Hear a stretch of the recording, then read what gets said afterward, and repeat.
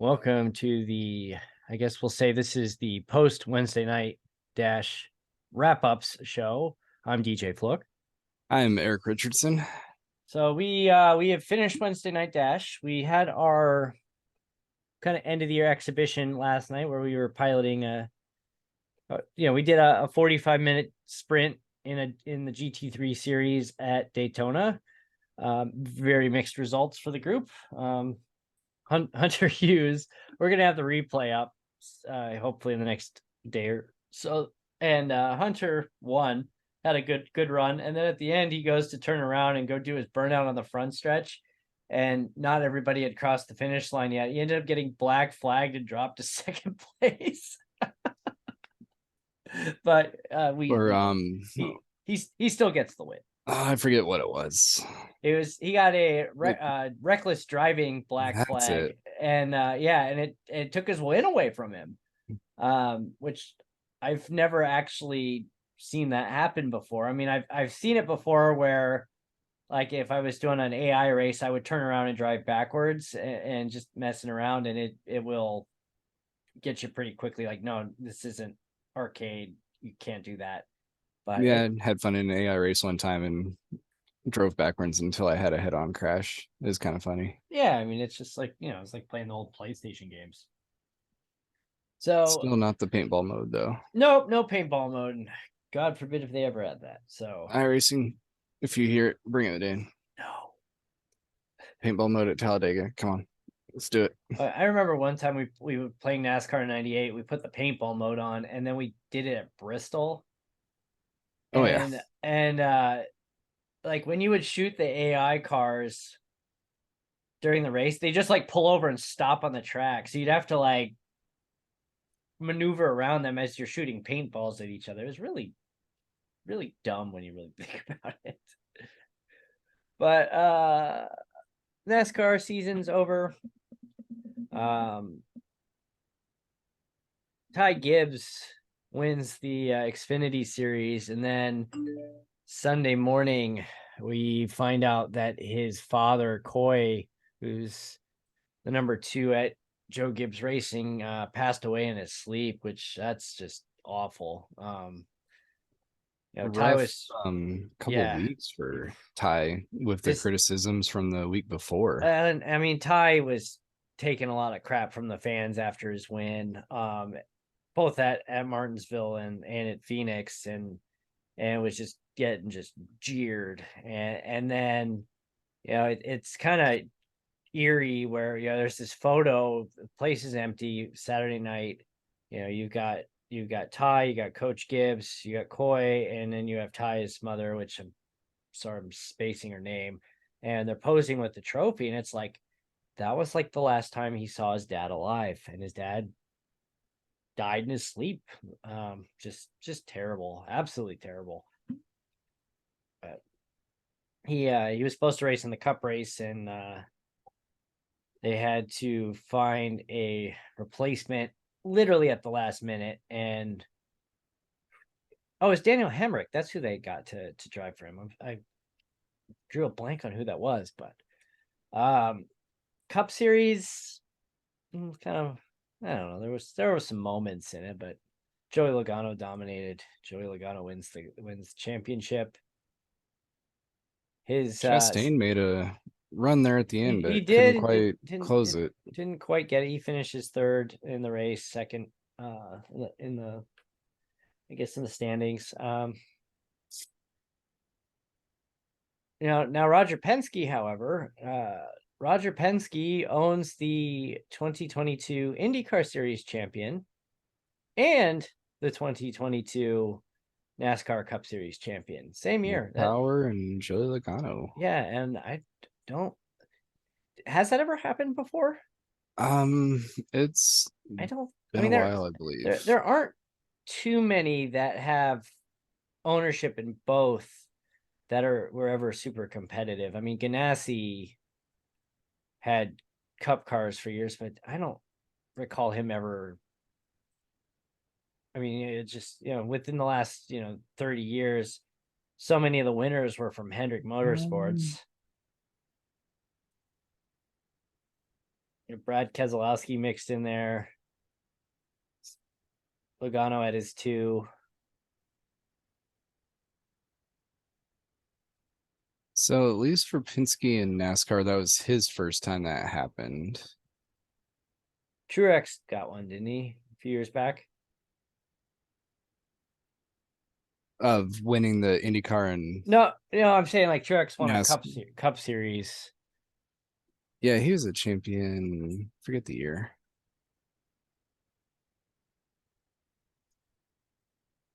Let's see. Oh, and Kyle Busch. Yeah, so going back, Larson, Elliott, Jimmy, another Jimmy, 5 Jimmys in a row. Gordon in 01, Gordon in 98, Gordon in 97, Terry Labonte in 96. Yeah, from 1995 to 2010.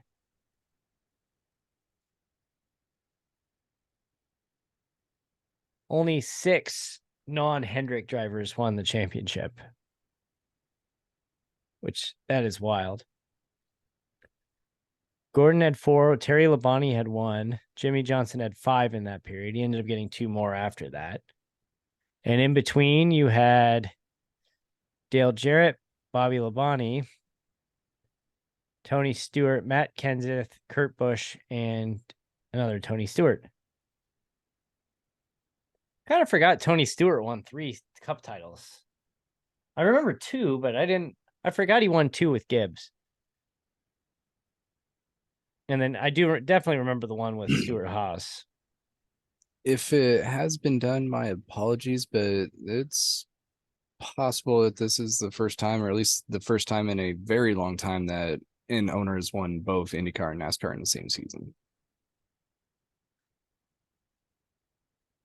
I mean, so many of them were Petty or Junior Johnson, and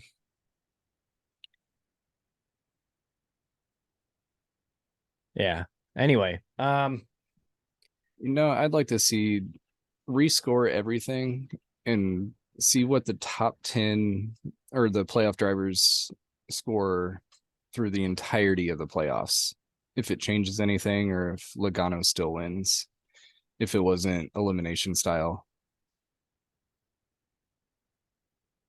Dale Earnhardt won his first title in 1980. That's kind of wild.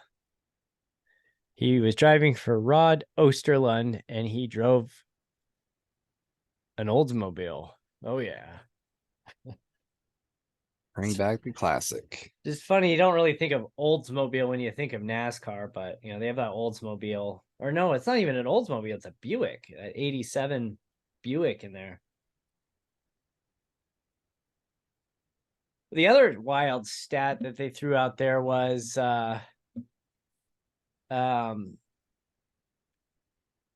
with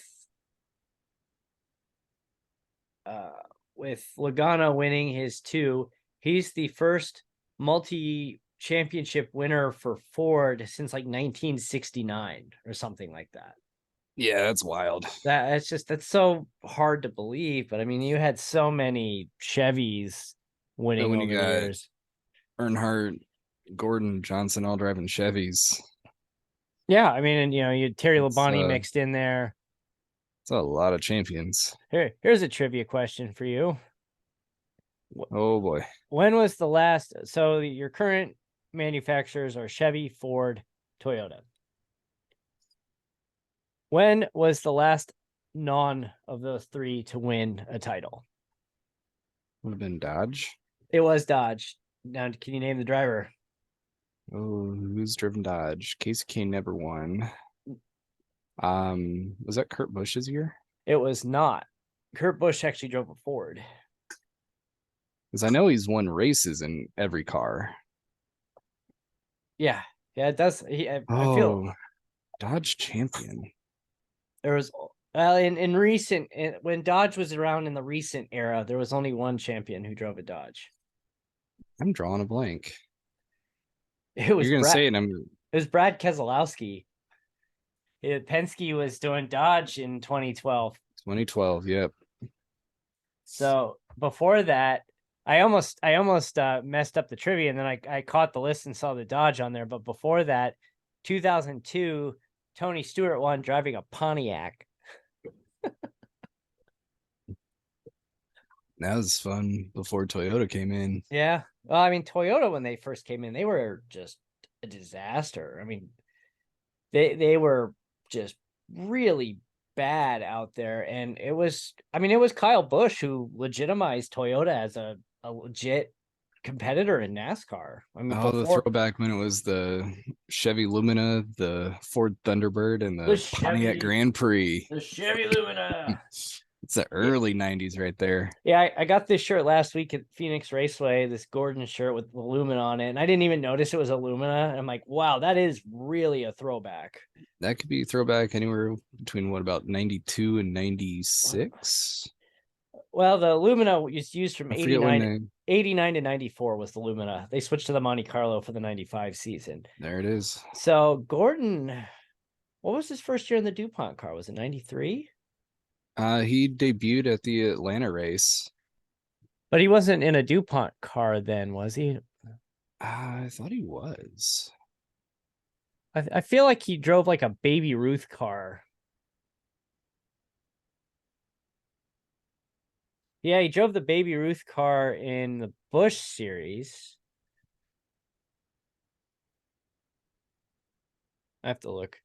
1992, he started the last race of the season. Here's a crazy stat. When Gordon started competing full time, he drove the 24 for Hendrick. He was originally supposed to race the 46, but complications with licensing related to Days of Thunder forced Gordon into the 24. I think. Could you imagine that? He was supposed to be in a completely different number, but forever you're going to remember 24 in NASCAR and Jeff Gordon. But here's a picture. It looks like it was the DuPont car. So 93 then? Yeah. November 15th, 92 for his debut. So 5 days away from, what is that, 30 years ago that he debuted in NASCAR. I believe that was Richard Petty's final race too, wasn't it? Yeah, yeah. It was. Yes, it was. Yeah, Jeff Gordon drove the Baby Ruth car in the Busch series. And remember when he had the the mustache? Oh yeah. There was a video a while back, and I want to say it was Richard Petty was making fun of him for that. They sat the two of them down together to talk about how, like, Richard Petty's career ended the same day Jeff Gordon started in the in the Winston Cup series. And they said, here comes this punk kid with his dumb looking mustache. Oh, no, I just found a throwback when he was running the auto club of his mustache with a mullet. I want to say he said he did the mustache because he looked like he was about 10 years old and nobody believed that he was actually a driver, so he grew the mustache. Oh, side note, man, we've been completely off. We didn't really have much of a show planned here today, but whatever.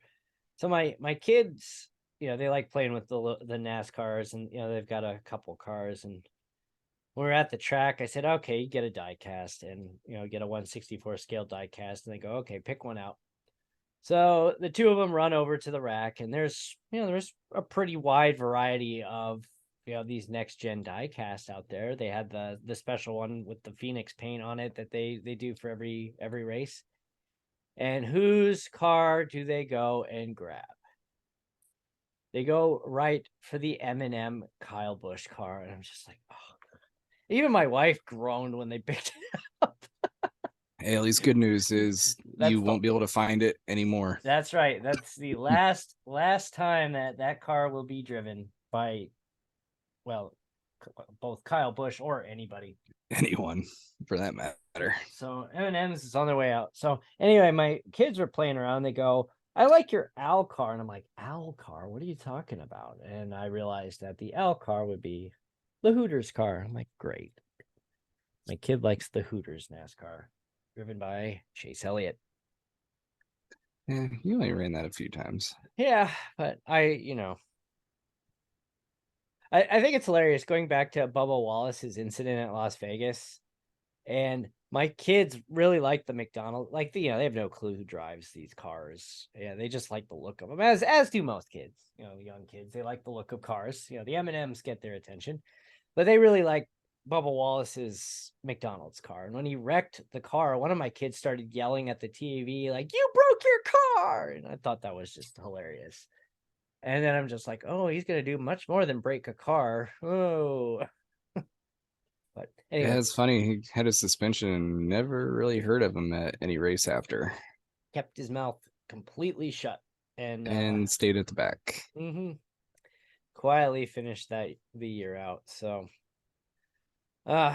anyway, Formula One finally goes yeah, off next weekend. We're still going to Brazil and Abu Dhabi. And shout out to Extreme Sim Racing, by the way. I just released the review on the Logitech pedal retrofit kit. Pretty cool setup. If you're planning on keeping your Logitech, definitely check that out. It's on sale until I believe December 1st. So check that out. Got the link in this description. So check that out. Shout out to Extreme Sim Racing. If you're not watching, I've got the hat on today.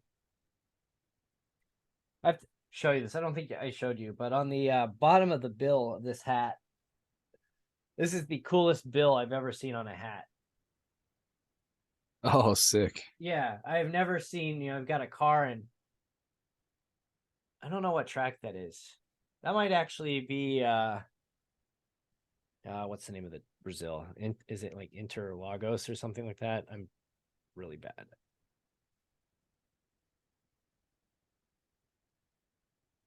It is, yeah. Yeah, that's what it is. It's Interlagos, I think.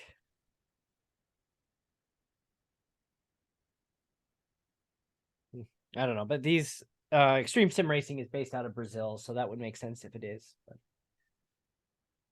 Cool. on that note, that note, so our season's done. We'll be in and out for the next couple of weeks until we restart this back in January. So there might be some off weeks of this episode, especially around the holidays. So keep an eye out on our social media.